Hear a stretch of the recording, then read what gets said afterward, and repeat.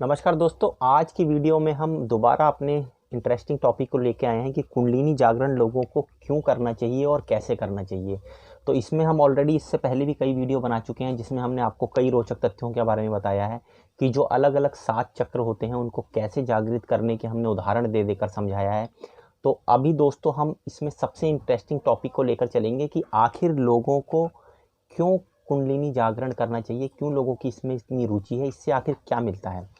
दोस्तों अब जब आप जाएंगे और लोगों को समझने का प्रयास करेंगे तो आपको जो है 2 कैटेगरी के लोग मिलेंगे। 2 कैटेगरी में कैसे उनको डिवाइड किया गया है मैं आपको बताता हूँ कि कुछ लोग जो हैं वो भौतिक चीज़ों को पाने के लिए जो है वो कुंडलिनी जागरण के बारे में विचार करते हैं, उसे कुंडलिनी जागरण करना चाहते हैं। और दूसरी तरह के जो लोग हैं वो आध्यात्मिक या स्पिरिचुअल जो है चीज़ों को जागृत करने के लिए या पाने के लिए कुंडलिनी जागरण के लिए जो है अग्रसर होते हैं। दोस्तों इसके अलावा और कोई भी ऐसी चीज़ नहीं है जिसके लिए मनुष्य जो है वो कुंडलिनी जागरण की तरफ अग्रसर हो। आध्यात्म जो है वो स्पिरिचुअलिटी है, मोक्ष से रिलेटेड है और ऐसी चीज़ है जो आपको जो है वो कई तरह के पारलौकिक चीज़ों से कनेक्ट करता है। तो वहाँ पर जब लोगों की जो है लालसा होती है उन चीज़ों से जुड़ने की, तब वो कुंडलिनी जागरण के बारे में बात करते हैं। या जब लोग जो है वो भौतिक चीज़ों को पाना चाहते हैं, जब लंबा जीवन जीना चाहते हैं, रुपया पैसा पाना चाहते हैं या जीवन में उनकी कुछ इच्छाएं होती हैं उनको पूरा करना चाहते हैं, तो वो कुंडलिनी जागरण की तरफ अग्रसर होते हैं। अब दोस्तों यहाँ पर मैं आपको ये समझाना चाहूँगा कि अगर आप भौतिक चीज़ों को पाना चाहते हैं तो भौतिक चीज़ों को पाने के लिए जो है वो कौन कौन से चक्र मूल्यतः जो है आपको अब बताए गए हैं। भौतिक चीज़ों को पाने के लिए आप देख सकते हैं तो जो भी 5 एलिमेंट से रिलेटेड चक्र हैं वो सब इसमें आपको हेल्प करते हैं, जिसमें आप जो है सबसे पहले देख सकते हैं तो मूलाधार, उसके बाद आप देखेंगे स्वाधिष्ठान, मणिपुर, मणिपुर के बाद आप देखेंगे तो अनाहत चक्र, अनाहत के बाद विशुद्धि। दोस्तों ये जो पांचों चक्र हैं ये पांचों के पांचों चक्र आपको भौतिक जगत से जोड़े रखते हैं, क्योंकि ये आपके भौतिक शरीर को बना के रखते हैं। तो इन चक्रों से जितने भी रिलेटेड आप उदाहरण देखेंगे या चीज़ों को देखेंगे तो वो आपको भौतिक चीज़ें दिलवाएंगे। कोई आपको कितना भी जो है इन चीज़ों के बारे में गलत ध्यान देने की कोशिश करे कि इनका जो है वो चीज़ों से लेना देना नहीं है या जो है भौतिक चीज़ों से लेना देना नहीं है या ये सिर्फ आध्यात्मिक और ऐसा पारलौकिक सुख दे देते हैं आदमी को जो उसको जो है कभी उसने महसूस ना किया हो, तो आप इस चीज़ के भ्रम में बिल्कुल भी मत जाइए, क्योंकि इन पांचों चक्रों का सीधा सीधा संबंध आपके शरीर से है जो आपने भौतिक अवस्था में आपको प्राप्त हुआ है। बाकी के जो 2 चक्र हैं दोस्तों, जो आज्ञा चक्र हैं और जो सबसे ऊपर सहस्त्रार चक्र है, ये दोनों के दोनों आध्यात्मिक चीज़ों से जुड़े हुए चक्र हैं। अब दोस्तों इसमें आप एक चीज़ और समझिए, सबसे इम्पॉर्टेंट ये है, जो आज्ञा चक्र है वो तो शरीर के अंदर है, लेकिन सहस्त्रार चक्र जो है, आज्ञा चक्र से सहस्त्रार चक्र जाने का कोई रास्ता नहीं है, कोई वो शरीर से जुड़ा हुआ चक्र नहीं है, वो शरीर के बाहर का चक्र है। तो आज्ञा चक्र अपने आप में इतनी क्षमता रखता है कि वो आपके बाकी के 5 चक्रों से भी जाके जुड़ता है और सहस्त्रार चक्र से भी जुड़ने की उसके पास क्षमता है जो आपको जोड़ के रखता है। लेकिन दोस्तों अब जो मूल प्रश्न है इस वीडियो का, मैं उस पर आता हूँ कि आखिर लोग जो है वो इतने ललायित क्यों होते हैं, इतने तत्पर क्यों होते हैं कि वो कुंडलिनी जागरण के लिए जो है योग करते हैं, ध्यान करते हैं और आप देखेंगे कई सारी चीज़ों में जो है वो लगे रहते हैं ताकि उनके जो है ये चक्र जागृत हो जाए, उनकी कुंडलिनी जागरण हो जाए और उनको कुछ ऐसी चीज़ मिल जाए जो दूसरे लोगों से बिल्कुल हटके है, जो लोगों ने नहीं पाई हुई है, या लोग जो है उनसे कुछ अलग दिखने लगें या उनको कुछ अलग शक्तियाँ प्राप्त हो जाएं। आप बहुत सारे लोगों के पास जाएंगे तो जो बोलते हैं हमने कुंडलिनी जागरण किया हुआ है, वो आपको कोई भी एक सिंगल उदाहरण दे के नहीं बता पाएंगे कि उन्होंने ऐसा क्या काम कर दिया कि जो वो कुंडलिनी जागरण करने से पहले नहीं कर पा रहे थे और कुंडलिनी जागरण होने के उन्होंने बाद जो है वो करके दिखा दिया है।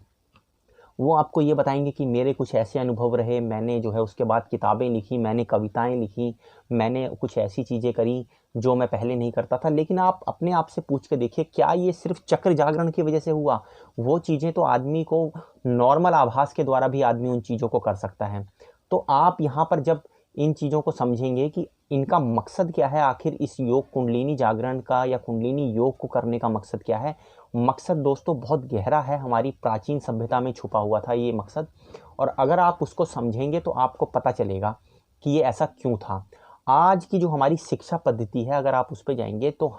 हमारी सारी की सारी जो शिक्षा पद्धति है वो नौकरशाही के ऊपर डिपेंड है। हम अपने बच्चों को जो पढ़ाने के लिए शिक्षा देते हैं वो सिर्फ नौकरी पाने के लिए उनका उद्देश्य होता है, ताकि वो जाके नौकर बने। ज्ञान अर्जित करना कहीं से भी जो है वो शिक्षा का मकसद नहीं है। दोस्तों, जब किसी समाज में आपका शिक्षा का जो स्तर होता है वो नौकर पैदा करना हो जाता है, तो उस शिक्षा के द्वारा जो है वो आदमी का पतन ही होता है। लेकिन पहले की शिक्षाओं में ऐसा नहीं होता था, वो आपके अंदर की जो है वो चेतना को जागृत करते थे। उस चेतना के द्वारा आप किताबों को पढ़कर जो है वो कुछ ज्ञान अर्जित करते थे, और कुछ ज्ञान जो है उनके बाद आपको मिलने लगता था। मैं आपको बताऊंगा कि एक्चुअल में वास्तव में जो है वो कुंडलिनी जागरण का मकसद क्या है और ये लोगों को क्यों करना चाहिए। दोस्तों, यहाँ पर आप एक चीज़ समझेंगे कि हमारे सभ्यता के अंदर जो है वो 4 चीज़ों को बताया गया है। सबसे पहला जो है वो धर्म है, दूसरा आप देखेंगे तो अर्थ को बताया गया है, तीसरा जो है वो काम को बताया गया है, और चौथा आप देखेंगे तो मोक्ष को बताया गया है। तो अगर आप मोक्ष या आध्यात्मिक चीज़ों को प्राप्त करने के लिए अगर इस कुंडलिनी जागरण का की ओर जो है वो अग्रसर होते हैं, या आप जो है मोक्ष पाने के लिए या स्पिरिचुअल ध्यान में जाने के लिए जो है इसकी तरफ अग्रसर होते हैं, तो ये काफ़ी हद तक आपको मदद करेगा, और उसमें आपके अनुभव जो है वो बिल्कुल ही जो है डिफरेंट होंगे, जो शायद आप शब्दों में लोगों को ना बता पाएँ। लेकिन जब आप इन 5 चक्रों से रिलेटेड चीज़ों को देखेंगे तो इन 5 चीज़ों से रिलेटेड जो चक्र हैं वो आज्ञा चक्र से जाकर जुड़ते हैं, और जब वो चक्र एक्टिवेट होते हैं तो वो आपको ज़रूर ऐसी ना ऐसी शक्ति देंगे जो आपको लोगों से अलग करेगा और लोगों से आपको डिफरेंट बनाएगा। दोस्तों, क्या आप जानते हैं कि किताब पढ़ने से हमें सारा नॉलेज हो जाता है? ऐसा कभी भी नहीं हो सकता है दोस्तों, क्योंकि अगर ऐसा होता तो आप ज़रा ये सोच के देखिए, आज आप जिस मोबाइल फ़ोन का इस्तेमाल करते हैं उस मोबाइल फ़ोन के बारे में किस किताब में लिखा हुआ था?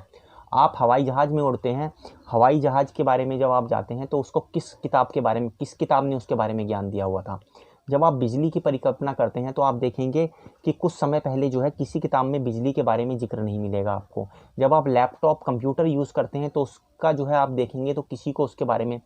जो है पहले ज्ञान नहीं था। तो किताब आपको सीमित ज्ञान की तरफ ले जाता है, लेकिन उस किताबी ज्ञान को पढ़ने के बाद जब आपका दिमाग जो है, आपका आज्ञा चक्र उस किताबों से जाकर जुड़ता है, तो वो आपको जो है एक ऐसी चेतना की अवस्था में ले जाता है, एक ऐसी अवस्था में लेके जाता है कि जहां आपके पास नए नए विचार आते हैं, नए नए आइडिया आते हैं, और सिर्फ वो आइडिया ना होकर वो धरातल पर जो है आप उनको सच करने के पीछे जो है जुड़ जाते हैं, और उनको सच करने की जो एनर्जी है वो आपको इन चक्रों से मिलती है। तो आप कोई एक ऐसी नई चीज़ लेकर आते हैं जिससे मानव सभ्यता को जो है वो काफ़ी फ़ायदा मिलता है, जो उसने पहले कभी नहीं देखी होती है। तो जब इन चीज़ों की आप जो है रचना करते हैं तो वो चीज़ें ऐसी होती हैं जो पारलौकिक ही होती हैं, आपको इससे पहले आपने अनुभव नहीं करी होती हैं, और किसी भी व्यक्ति को उसके बारे में नहीं पता होता है। तो वो आपके जीवन को, आपकी सभ्यता के जीवन को, आपके समाज के जीवन को सुधारने का काम करते हैं। लेकिन दोस्तों, आप देखेंगे आज समाज में हम क्यों जीनियस पैदा नहीं कर पाते हैं, क्यों हमारे बच्चे उतने टैलेंट को नहीं जनरेट कर पा रहे हैं जैसे पहले होता था। जो हमने पिछले आने वाले आप देखेंगे 200 साल के अंदर तरक्की करी है, वो तरक्की कुछ थम सी रही है, रुक सी रही है। उसका कारण यही है कि हम जो है वो कुछ रटी हुई चीज़ों को ही, उन्हीं चीज़ों को जो है फॉलो करते हैं, जबकि हमें अपने जीवन को, अपनी चेतना को नई चीज़ों से जोड़ना, नए विचारों से जोड़ना, नई कल्पनाओं में उसको ले जाना, और उन कल्पनाओं को हकीकत का जामा पहनाने के लिए जो है अग्रसर करना अपने बच्चों को, ये सिखाना पड़ेगा। तभी हम नई चीज़ों को इन्वेंट कर पाएंगे, और वो चीज़ें जो आज हम सोचते हैं कल वो वास्तव में अपने रूप में फलित होकर आपको दिखेंगी। तो दोस्तों, इसमें मैंने छोटा सा डिस्कशन इसी बात को लेकर किया है कि आखिर कुंडलिनी जागरण का मकसद क्या होना चाहिए। पहला मकसद ये है भौतिक जगत को समाज को कुछ ऐसी चीज़ों को देना या अपने आप को ऐसी चीज़ों को देना जो हमने इससे पहले कभी महसूस नहीं की है। और दूसरा जो इसका पार्ट है वो है आध्यात्मिक चीज़ों, स्पिरिचुअल प्रोसेस से दिया हुआ, कि उन चीज़ों को जब आप महसूस करेंगे तो आपकी जो है वो अनुभव हो सकता है आप किसी को बता ना पाएँ, लेकिन भौतिक वाले जो आप चेंजेस होंगे, जो परिवर्तन होंगे वो ज़रूर दिखेंगे लोगों को। दोस्तों आशा करता हूँ इस वीडियो आपको अच्छी लगी होगी। धन्यवाद।